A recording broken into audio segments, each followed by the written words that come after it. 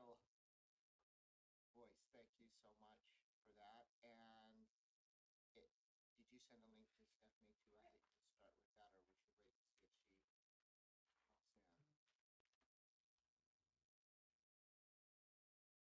if she Marie, are you sending the link? She already did. Oh, okay. And I sent it to both of her emails. She's in. Okay. She's in. Okay, she's in.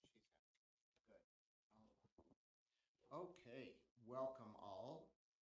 We are in the Utah State Charter School Board meeting. It is October 11th, 2023 at 10:01 a.m. And we welcome all of our board members here in the meeting today. And note that Member Spiker has joined us virtually today. And we welcome Member Carey, who is always so good to add an additional board meeting to his monthly calendar and represent the state board and joins with us, and we appreciate him and his feedback. Oh, thank you. And Deputy Superintendent Angie Stallings is asked to be excused today as she has another matter to which she needs to attend. So we appreciate always her advice and support, as well as the full State Board of Education and their help. We have some items of business. We'll follow through the short agenda today, but we have some important items. Short does not mean we don't have quality and good things to accomplish today, because we really do. It just means that we don't have as many of those, but what we do have are really important. So we'll start first. We've asked Member Bassett to lead us in the Pledge of Allegiance. We'll go from there. Join me in the pledge, my friends. I pledge allegiance to the flag of the United States of America and to the republic for which it stands, one nation, under God, indivisible, with liberty and justice for all.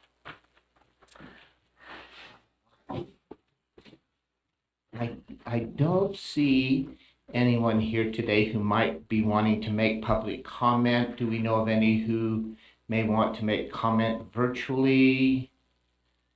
All right, I'm suspecting we do not have any public comments today. We will continue, and we welcome AAG Olson, who is our great advisor here today too. So welcome. We do have Member Cisneros has agreed to give us a thought today. And so, Member Cisneros. Happy to. I should have brought my readers, so we'll see how this goes. Think about the biggest financial decision you will make in your life. Maybe it's a house, a car, retirement planning, etc. But what about ours or our children's education? For most of us, the choice to attend college will be one of the largest financial decisions of our lives, and the ability to make this decision is grounded in the K-12 experience of each student. Even so, we often do not think about education in the terms of being a financial decision with the requirement to be a discerning consumer. Instead, we often think about it as either something we must do without option, or as a gift bestowed upon us, and so we should just be grateful with what we have been given. A little over 2 decades ago, our legislature saw the benefit of choice in education, ushering in the ability to become discerning and informed consumers of our family's educational experience. And with that legislation came the role of authorizing, creating a gatekeeper of sorts to the options students have. Those of us on this board have a profound responsibility as stewards of education. This entails not only understanding the tangible aspects such as budgets, resources, and infrastructure, but delving deeper into the essence of learning, the impact on students' lives, their growth, and their readiness for the future. Through this lens, the impact of education on students' lives extends beyond academic achievements. It influences esteem, aspiration, and future trajectories.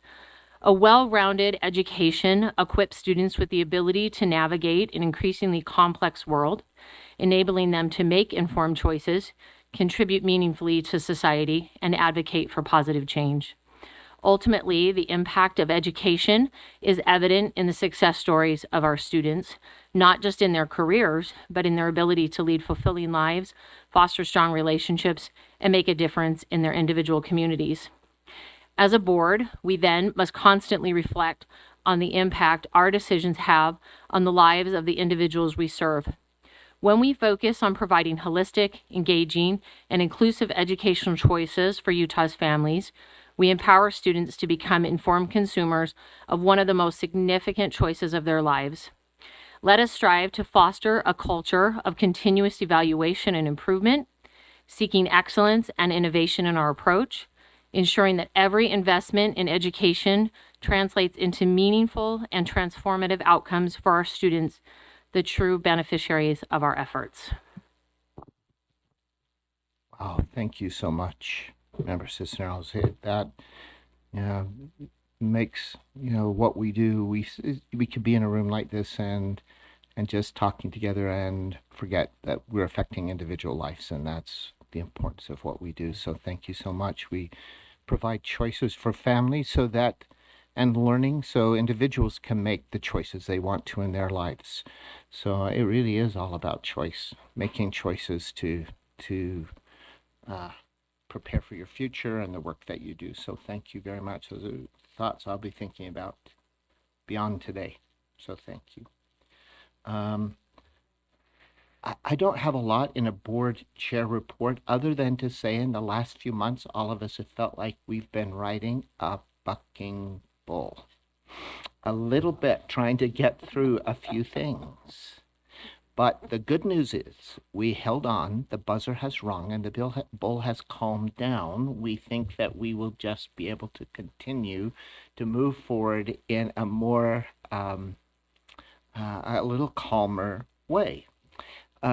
We don't have an executive director report because part of that concern has been we haven't had an executive director, although I'll tell you, thanks to Cindy in this meantime is really stepping up a lot. Marie, who is here, also stepping up a lot. Others to make sure that the work has continued, and I don't think our schools have felt like anything has faltered, though they may be at that place of kind of a little bit, but we have light ahead, so that's all a good thing. With that in mind, let's go to our consent calendar. Is there anything on that consent calendar anyone would like to pull? All right. May I have a motion? I'll move to adopt the consent calendar. Motion to adopt from Member Smith. A second to that motion. I will second that. And a second from Member Bassett. All those in favor of approving the consent, say aye. Aye. And that was everyone, so I don't need to ask if anyone is opposed. So thank you. That consent calendar passes. We do have need, and we've put it the first of the meeting for reasons that will follow during the meeting, that we have just, and I don't think we will be a long time, but we do have need for just an executive session for purposes really of character and competency of an individual, which is allowed in law for us to meet in an executive session. So may I have a motion to that end? I move that we go into a closed session to discuss the character competency of an individual as outlined in the statute. I'll second that. Motion by Member Olson, and I'm hearing Second. a second from Member Smith. We do a roll call vote in that case. And Member Spiker, you can still join us online as we do that, I believe. So, or we'll put you on a phone. We'll get a hold of you. We'll call you. But I mean, we'll make sure you electronically that you're engaged in that. So I'll Sounds even fantastic. I'll ask for your vote first. So Member Spiker. Yes. Yes. Member Cisneros. Yes? Member Olson. Yes. Member Smith. Yes. And Member, let me go to Member Bassett first. Yeah. Yes. And Vice Chair Phillips. Yes. All right. Just how my mind was going around this way. So here we go. And so we are now in executive session. We won't be any longer than the time indicated on our 9/11, who were they on Nova Scotia? The island, at least Canada, where all the planes landed, and how they took care of all of those people from all of those jets. It really is fascinating. Uh-huh.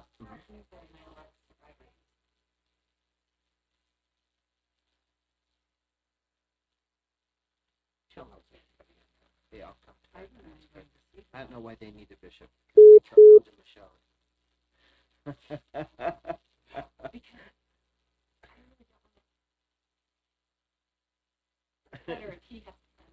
That part, and you do the rest. He does. They all come to you, though.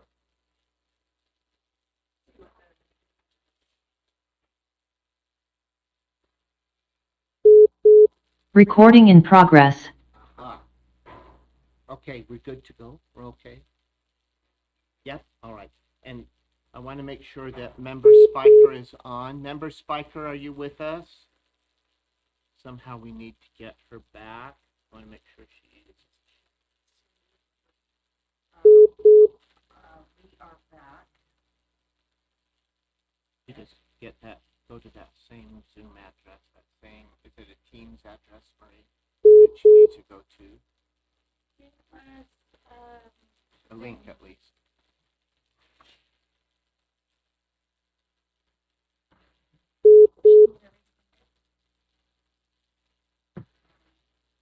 He says, somehow I don't see folks back.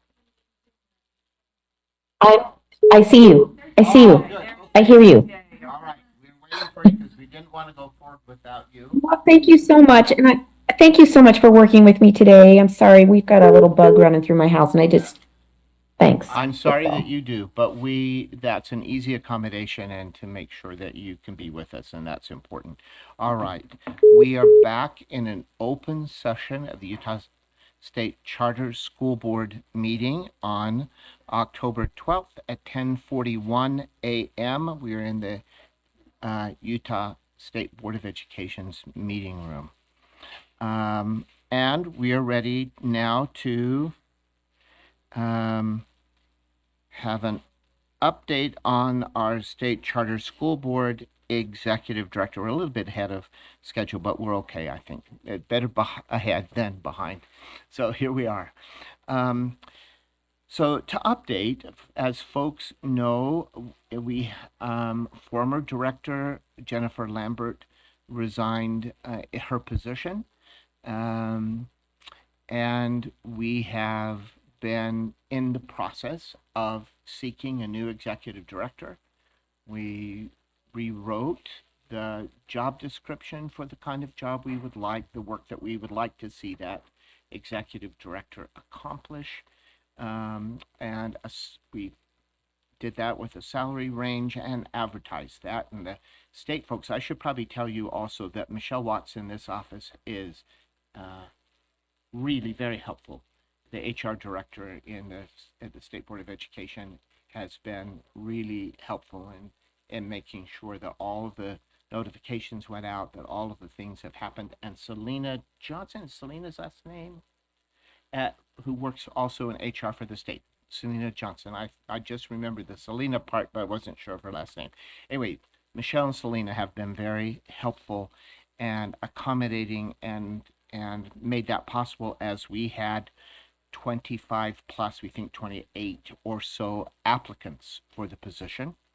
And they made that use of the state system manageable for us as we reviewed the applications. And Member Spiker, thank you to you for kind of leading that process of us reviewing resumes and the interview process, as well as we then culled through those 28 resumes, reduced that field to 5, had Member Spiker led that interview process with Vice Chair Phillips and I as the hiring committee, and we narrowed that field to 3 individuals. All 3 tremendous, all 3 competent. We could not have lost with any one of the three. We would have had a tremendous director in place. This full board, with the exception of Member Smith, who was able to join us somewhat through much of the process, and we tried to record other pieces for her so she could have a sense of those candidates. We interviewed those final three and just had a discussion about pros and cons and what we liked and of those candidates. We are now, that brings us up to this point. So we had a special meeting to do that on a day that the fire alarm was going off in this building, and we went outside, we came back inside, we went back outside.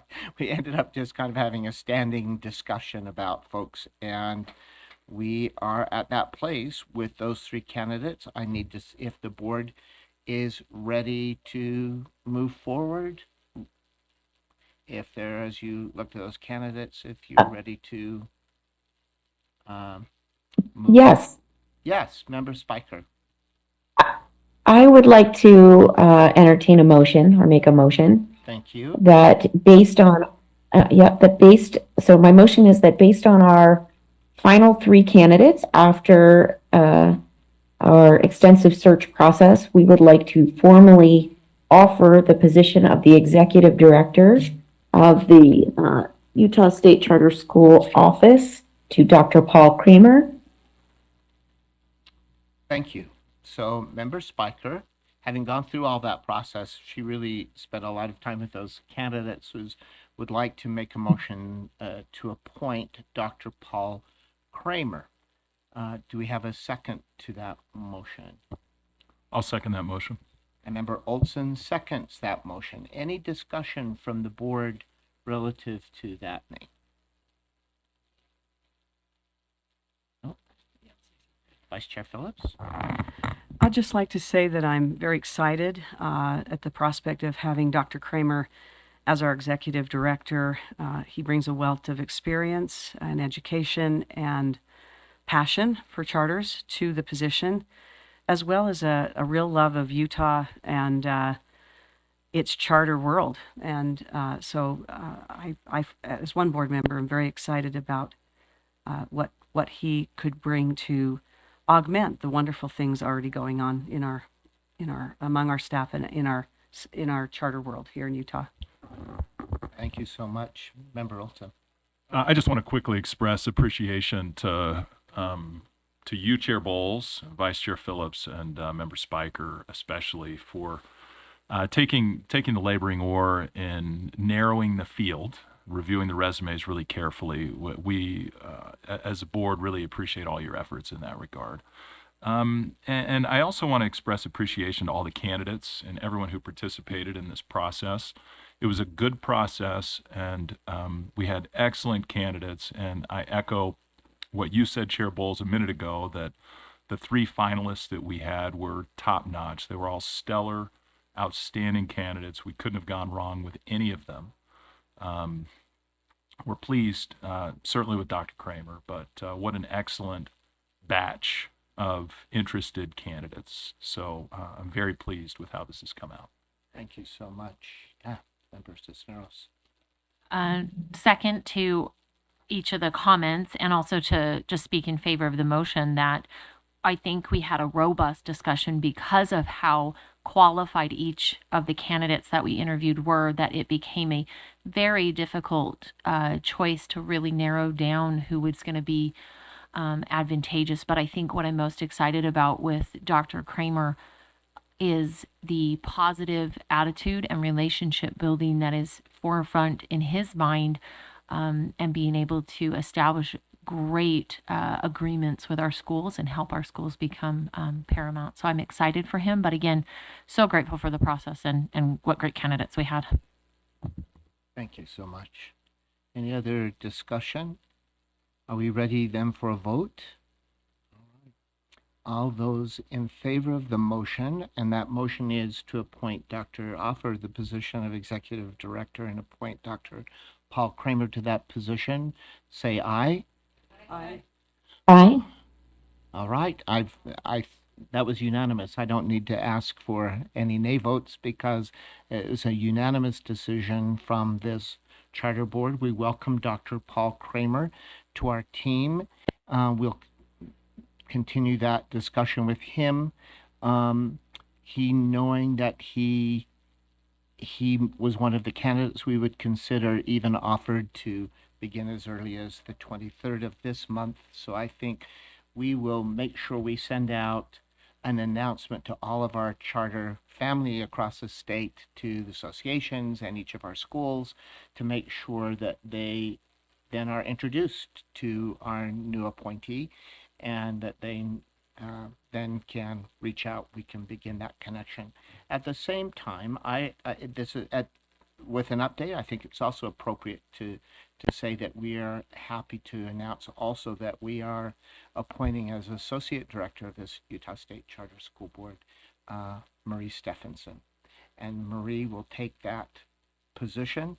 We are so appreciative of you, Marie, and that we knew you would always step up and do good work, but we saw not just words but action during the last several months, that she just above and beyond completed work and took care of duties above the work that she was hired to do, but because she cared about what was happening with charters throughout the state, she jumped in and just took care of them. And we really appreciate that. We appreciate your understanding of the history. It will be so nice to have Dr. Kramer, I'll tell you, is coming from Arizona. It will be nice to have, with great background. I mean, extensive background in the charter world, and he's coming with that ability to, we believe, really lead forward. But it will be a great partnership then to have Marie with him as well. Ms. Stephenson will be able to know the history of Utah charters and kind of our policies and procedures, and that makes it a great team. We only see us moving forward. This is a great time. So I started by saying we're bull riding. I'll just say that instead. We've been bull riding for the last little while, and we think we are able to kind of get everybody back in the corral and be productive and do great work moving forward. So thank you all, and congratulations to Ms. Stephenson as well, and congratulations to Dr. Kramer. I think we will all appreciate him, and he should join us in our next meeting. So we'll go from there. All right. We're a little bit ahead, but no, not one person I know will ever complain about that. We are now at a place of consideration of initiating an RFP for third-party survey to be provided to all charter stakeholders on behalf of the State Charter School Board. And I'm going to ask Vice Chair Phillips to kind of talk about that item, if she will. Thank you, Chair Bowles. So a little bit over a month ago, the State Charter School Board, along with the Utah State Board of Education representatives, were called into the Administrative Rules Committee. At that time, that group of educators and leaders in education were asked to comment on various processes related to authorizing oversight, as well as increased flexibility in some cases related to that, and just some other questions. When you're called into administrative rules, it usually means there are some legislators not happy with what you're doing. It's not a party. And so there was some consternation about the relationship between the State Charter School Board as an authorizer and its authorized schools. Some of the individuals who were had some consternation and concern about that were also people that we, our staff and our board, had actually reached out to and collaborated with on maybe some ways to improve that. We did that in advance, and actually not with the sort of Damocles hanging over us of being invited to the administrative rules. We'd actually reached out prior to that. A.G. Olson was even involved in some of that outreach with us, and had really affected some improvements in a relationship with a particular group, but then also a wider group. As part of that, the group that was concerned about the nature of these relationships brought forward a potential survey that they wanted to have the administrative rules of the legislature to send out to charter schools in the state. As an SCSB group, we were not entirely in favor. We were in favor of the idea of a survey, but not necessarily that survey, which seemed to be very biased against the state charter school board and didn't really provide an opportunity for people to respond in a neutral way or in an unbiased way, and also give comments, which we think are very helpful. We luckily had, our staff had data that was from surveys given over the last handful of years, well, really 3 or 4, that was specific to the trainings that we've provided, particularly under Ms. Stephenson's leadership, to directors, teachers, support personnel at charters. And the results of those surveys were very good, very positive about the support that our schools, our authorized schools, and all charters actually were feeling from our staff and from our board. The Administrative Rules Committee legislators also understood that we were, as one legislator called it, at a sea change, kind of at a point where there was going to be a sea change in our organization. By that, he understood and was made understood by those of us who testified that we were on the edge of hiring a new director, that we were anticipating passing and approving a new strategic plan, that we had been integrally involved in a redlining of the charter section, which is now, as you know, about 25 years old and needed an update for many reasons, but that we hope to update more in alignment with our strategic plan. And this was all very pleasing to the Administrative Rules Committee. With that in mind, the legislators on that committee were inclined to wait and see how things were going, to give us an opportunity to let the changes unfold and begin to have what we considered would be a very positive effect on our relationships with our charter schools, including an emphasis on the bilateral nature of the agreements with our charters. And to that end also, they know that in the past, and they anticipate that in the near future, we have and we will send out a survey from a third party that would give us very good information about, sort of after we've unfolded, how we're doing, what improvements our charters have seen. So it's not something that would necessarily be given out next month, for instance, but perhaps sometime, in midwinter, mid-spring time frame, so that our new director, with his new administrative structure, and we, as you know, we have some new staff members that we'll be hiring to fill positions of those who have left in these last few months, kind of in our transition period. The legislature is, per this committee, the legislature is interested in seeing how those changes affect our relationships with our charter schools and what data can be brought forward to demonstrate that. So I wanted to just give the board that history and to say that in the past, and this is a fair time ago, I want to say when I first got on the board, one of the complaints, and that's about 7 years ago, one of the complaints from some of our charters was that when a survey comes out, it comes out from our office and isn't necessarily anonymous. And in the sort of climate of that time, some charters felt that they could not be honest and transparent with the way they felt without having retaliation from our board and staff. I'm sad that that's how anybody ever felt ever. So that's its own issue that I think we have worked very hard to change and resolve.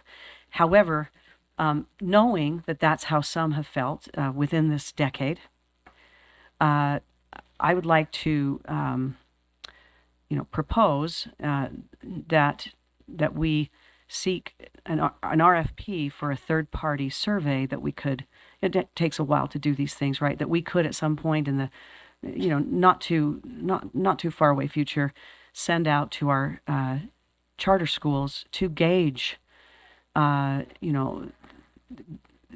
quality and clarity of our communication, to get a sort of a gauge on how our authorized schools are feeling about our relationship with them as their authorizer in that bilateral agreement. I certainly would not want it to be sent before our new team had a chance to establish relationships on a friendlier basis, a clearer basis than perhaps we have in the past. But given that these things take time, given that this is an expectation from the legislature for us, I think it would be a good thing to direct our staff to do. So that's I'm willing to take any questions about that, maybe that come from just my experience that day with the Administrative Rules Committee, or my experience with the schools that with whom we collaborated before that day. If there are any questions about that. Any questions from members of the board, Member Cisneros? I'm in favor of it. I'm just curious if it is going to be directed by staff or it's going to be directed by the board. I think that changes the lens. I also wonder if there's benefit in sending out sooner rather than later as a baseline. I think those are really great questions. When we sent out a third-party survey before, and you may have even been on staff, Member Cisneros, so I can't remember. You may be the one that needs to answer this question. But I think that what we did was we had a third party use a kind of a research-based template, if you will, so that we didn't come up with the specific questions, although we could weigh in on it because there were some things we wanted to know that maybe the template didn't address.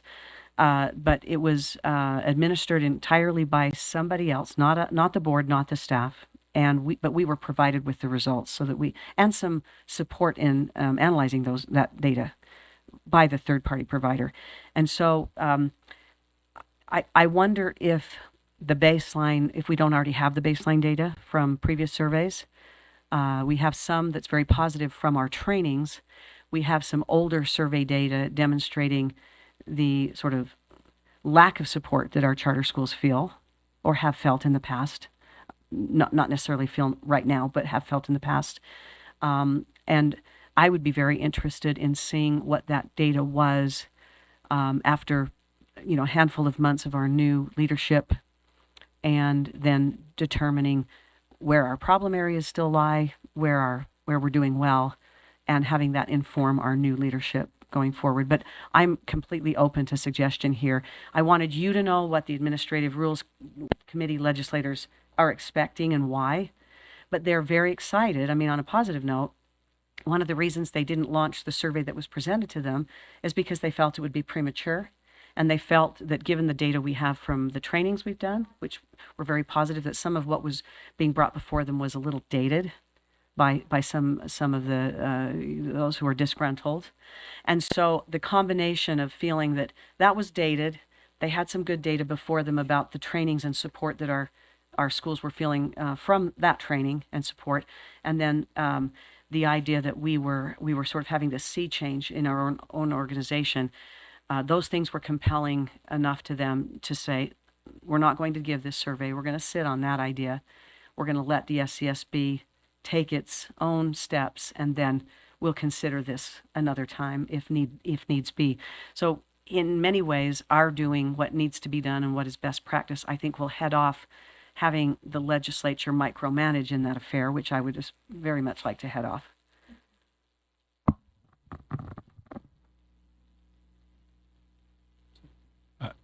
I like, excuse me, I like the idea of a baseline, and I don't love the idea of, not that it's necessarily massaging the outcome of the survey by kicking it down the road a ways, but that's kind of what it sounds like to me. I love the idea of just getting it out the door. Granted, it's not going to happen overnight anyway. It takes weeks and weeks to put something like this together, even after we have the RFP and we've selected someone. But I don't see a need to hesitate, and it seems like something that we could do on a regular basis. And I think if we get a baseline out sooner rather than later, we can build on it. It'll give us ideas. It'll help our new executive director identify weak points that need to be addressed sooner rather than later, rather than wait. I agree with the concept of having a regular survey and starting our baseline sooner rather than later. I also feel like it would be very unfair of us to try to judge, like if things have gotten better with a new director after a relatively short period of time. Like, he's been working for 2 months and now you're surveying my performance. Like, I feel like one now, a follow-up in a year. And I would support an annual survey. I absolutely. And in fact, when I said, that it's been my intention, and in fact, I asked for this to be on the agenda for this reason. I felt that if we start now, we still would not probably be able to give that survey until maybe even February. By the time you do the RFP, look over the templates, figure out what you want to know beyond that, and then actually get the results back. So if we're calling that baseline, I'm very comfortable with that. I certainly don't want to delay the process of getting the RFP, and I am very much for a third-party survey. I think that's something we should budget in. It should be just part of our budget every year, and our school should never feel like, that we're doing it for any other purpose than to become a better institution rather than to sort of, highlight people who don't like us or something. I mean, actually, sometimes those people give us the best feedback ever, and we can improve ourselves. So I think we're really on the same page. I don't know if February will really give us the baseline that we might get today, but I think doing it sooner is a good idea too, and that's one of the reasons I did want it on this agenda, thinking that if by the time we begin the process, we're not going to have a survey probably out till February anyway, but we should start it so that we're not only looking as though we're responsive to the Administrative Rules Committee, but so we're getting information. And this first one probably will be. I anticipate it will be a little bit less positive, let's say, than maybe something in a year. I would hope that as the years go by here with our new leadership and our new systems and our strategic plan, that we would have our schools feeling very much the support of a partnership in us. So, historically, it seems that the N size has been relatively small to actually be truly meaningful data. So I'm just putting it out there on the record that hopefully people have heard the intent of the survey and that will motivate them to respond, but also that our partners in the associations will help advertise that, knowing our intent, and help encourage people to perhaps speaking at association meetings to explain the intent, so to increase that N size, so that people feel, I think the intent was it won't matter, so I'm not going to spend my time doing it, and I would love if we can head that off in the advertising of the survey, so our N size is representative. in response to that, and I fully agree, I will say that, and Ms. Stephenson can maybe give the numbers. She probably has them off the top of her head, but I hope it portends well for this, one great piece of data that may be kind of a sort of fortuitous, or speak well of what we might get as an N size for this survey, is that the surveys that we did for our trainings had an incredibly high response rate. I want to say it was well over 50%, maybe 60 even, which is Depending on which survey. which is unheard of, as you know, from your own surveys that you've done at schools and districts. So the positive results we got, and they were very positive, in some cases between 85 and 95% positive, had a really good group of responders. And so I'm hoping that maybe that suggests that people are willing to give us some feedback for things that, at least that they loved. They loved these trainings and they wanted to say, please keep doing them. And they gave good suggestions about other areas that we could help with. And maybe that's a key we should, focus on, that when we gave people an opportunity to give true feedback rather than just kind of check a box, that we had some really good response. I think incumbent in that too is making sure that the results are shared with the full group, that everyone, we don't just keep them close to ourselves, but share with all of the charters across our schools across the state, and make sure they understand, and this is what we're doing as a result, so that they do see result. That only improves the subsequent surveys too, right? And that they can be assured that they can be open and honest, and just be an anonymous survey from their perspective too, I think is important. All right.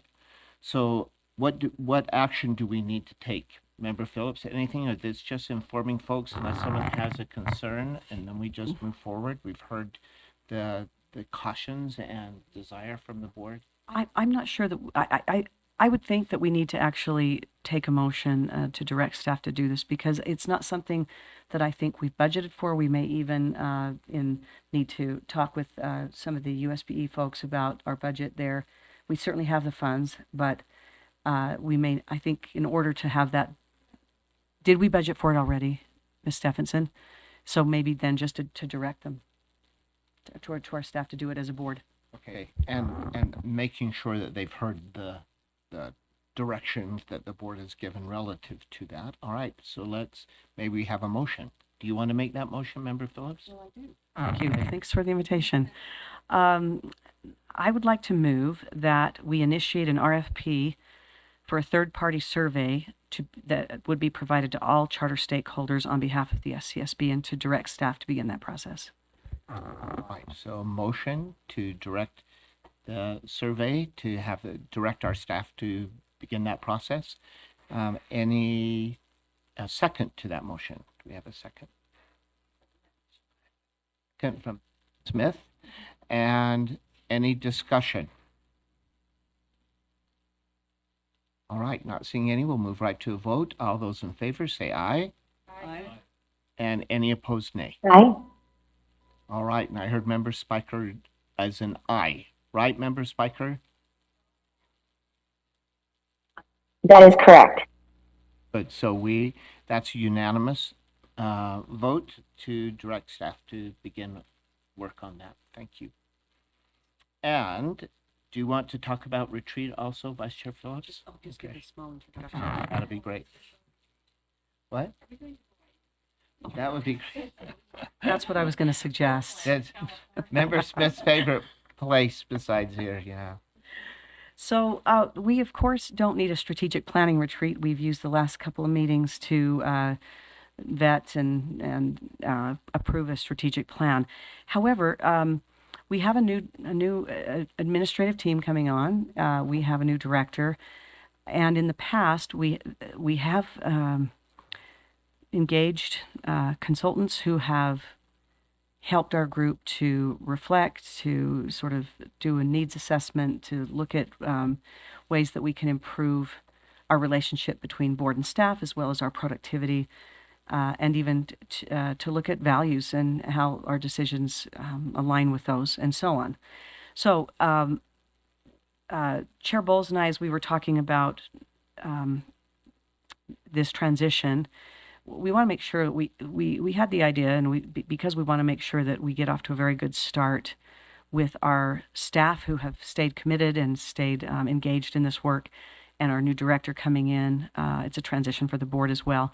That it may be worthwhile to plan, in the next few months, some kind of a retreat that would allow our staff and our board to take the next step forward and to be prepared to do that. So we just wanted to bring that to the board and see what the board thought. Good feedback from the board. Anyone? Timing wise, I think we need a new director to have a little bit of time to get ready for us as far as timing. Go ahead, Member Smith. I love the idea of trying to build culture and cohesion with us and the staff. I think we all have excellent working relationships. I'm really happy with that, and also things can always be better. I feel like we might want to wait at least until after the legislative session before we do something, because we will be so very busy during that period. Okay, good. That's good advice, good feedback. Anyone else? Other thoughts? All right, so how about if we, yes, absolutely. So we do have some, to Member Smith's point of waiting until after the legislative session, and then we're right up on where some seats are then going to be vacated with new board members coming on. And it's not to say kick the can. It's what would be the function. And so if the function is relationship building and working, then does it make sense to have had that retreat and then bring on two brand new board members who don't get to participate in the retreat or replace the retreat? So I'm just wondering, when we're talking about timing, we have a lot of differences to this board happening relatively on the backs of each other, that maybe it's not right now prudent to do it. Maybe it's a down the road kind of thing to do. That's a good caution, and I'm not even sure of all of that timing, but maybe we could talk about that now a little bit. November, we at this point don't have a heavy agenda, and last year you may remember that we canceled our November meeting, but I'm hoping that those who attend NACSA might come back and say this is what we gained from it in November. And we do have a couple of other items. I'm thinking if we cancel a meeting toward the end of the year, it might be in December, since that becomes a busy month. That if we're canceling a meeting, it might be our December meeting. Something to think about. We haven't done that yet, but would mean that in November we'd want to kind of to talk to our board about applications coming back and that process that we'll be doing in January, because January is a big meeting. And legislative session begins January 20 something and won't finish until first of March, like around the 6th or so of March. And so February becomes a difficult time in that meeting, because folks need to be flexible to respond to committees and other things. So thank you for that caution, Member Smith. So I just want to say I'm not married to the idea of it has to be after the legislative session. The concept is really to avoid the legislative session. So if you do it before, that could be a reasonable way. Good point. That's a good point. And I see Ms. Stephenson has something. Yeah, go ahead. Thank you, Chair Bowles. I just wanted to remind the board that in the funds that you set aside for this from your carry forward, depending on what you choose to do, you likely have enough to do something sooner and something later on if you would like. Thank you. And we really didn't get to really work with consultants that we have on retainer. We didn't, you remember our retreat, we had another pressing item that took almost all of our time, and we really didn't get an opportunity to really work with them and talk about steps moving forward. So that's important as well. So I may not get, so we could in as soon as November. And we will have Mr. Kramer, Dr. Kramer with us by then. I may not get my wish to cancel a meeting December. If we really need to do it then we need to do it in December. Thoughts from anyone? And of course, it's going to matter if we have a consultant come when they're available as well. So maybe what we should do is ask if we can find out their availability and see what is possible, and then communicate with the board relative to that. I'm not hearing anyone objecting to the notion of a board, just timing of a retreat, but just timing of that, and what would we accomplish during that time. So let's bring that back to the board and talk about potential timing. But I think Member Cisneros asked a good question. I'm not sure of rotation cycle of this board. Some of us, yeah. So Member Smith and I will be transitioning off the board. Member Cisneros might know best, because you were brought on in what month? Was that July? Well, with the new process, the legislature has to interview, and it was a June appointment with an August start. So I think it's a June off with a because I think just nobody meets in July, and so then the first meeting for Right. the new I would be thought August. it would be early summer. Yeah. Yeah, but I think June is actually when the appointments are made and terminate. Thank you. Yep, June that- 30th. Yes. Is it? And that's what, so it says June 30th, it says, Yeah, so June 30th, it says, my term ends, Member Spiker's term, Member Smith, and Vice Chair Phillips. Member Smith and myself will, Irrespective of yeah, any yeah, reappointments, yeah. that's just what's indicated on the website as the end of the term. No, you and I will have served our 2 terms, and so the others are likely to be reappointed and then confirmed by the Senate. And so ostensibly there will be 2 openings because I think both, we anticipate Member Olson and Member Spiker to be reappointed. And so it would be those 2. And just along those lines, my thought would be this, you inherit a culture, right? And there are times when less is more. I understand that.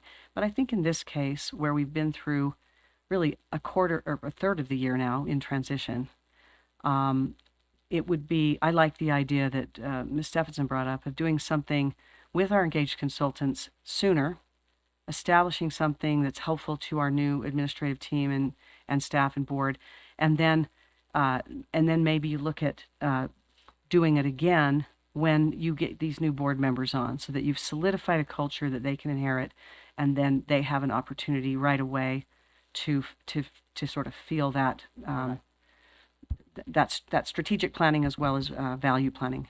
all right, so a couple of things. So one, I think that Member Olson and Member Spiker, that reappointment just kind of happened. They don't go to the legislature to. They do. Well, the reason I say that is I didn't when I was reappointed, and I don't think Member Bassett did. You slipped through the cracks, sir. Did you have to go to a Senate committee? Neither of us did. So they may say, hey, you don't get to stay. You didn't do what you're supposed to. just saying. But I would suspect that Member Olson and Member Spiker will probably, that will be a smooth process, and the other process will be smooth, though it's a bigger loss for us, and it takes more time to consider replacements and to get that done too. So, all right. So that was my one question, is about just process, and then my other question, the other part is, so could we get maybe Marie? Could you call among the team, our consultants, call Paul, what's the name of the consultants the National Charter Network? I should know that. I'm so sorry. So if they hear this meeting, doesn't mean I discount your work, but thank you. And see, maybe as soon as November, since I think we still have time to do that, even in November, we could have an initial meeting, and maybe with some assignments to follow up even a little later. It might be a good time to have a start, and then something in progress would be good for us. If they could come as early as our November meeting, that would be great. And then let's do that. Let's plan on that. Anyone having concern about that you want to discuss? Okay, if that works okay, let's plan on that November time, and we'll go from there. Yes, please. I just wanted to point out that while Chair Bowles and Member Bassett seemed to sail through without a confirmation we did. process, that Well, we I apparently myself did. was dragged in person before the Senate and had to justify my continuation on the board. So I think there's a disparity there that it doesn't speak well of me. What does that say? Maybe so. Either they know how much influence you have, and they think, oh, it's not going to make much difference. Bassett and Bowles can just go on, because it won't matter. So who knows? Who knows why? I don't know. But neither of us did, and it may be because we didn't remind them that we needed to. And so, okay, all the better. So I don't necessarily feel the need to remind them. Spiker and Olson need to either. So at any rate, as long as it just continues through. All right, but let's plan on November if we could do that, and that'll give a good start. And with the new director in place, that will be very helpful. All right. We don't have any other items on our agenda today. But we may have a retreat in November. We will have some report from NACSA. We will have opportunity to prepare for our big January meeting where we're considering charter applications, and that gives us some reminder of what we do to prepare for that. But we have no additional items unless someone has something that they'd like to talk about. If not, someone might want to make a motion at 11:25 in the morning. I would like to move to adjourn. So, motion to adjourn. Do we need a second to motion to adjourn? I always forget. And it doesn't need a vote. We are adjourned. Now, I'm just going to say, Member Carey, don't you wish Utah State Board of Education meetings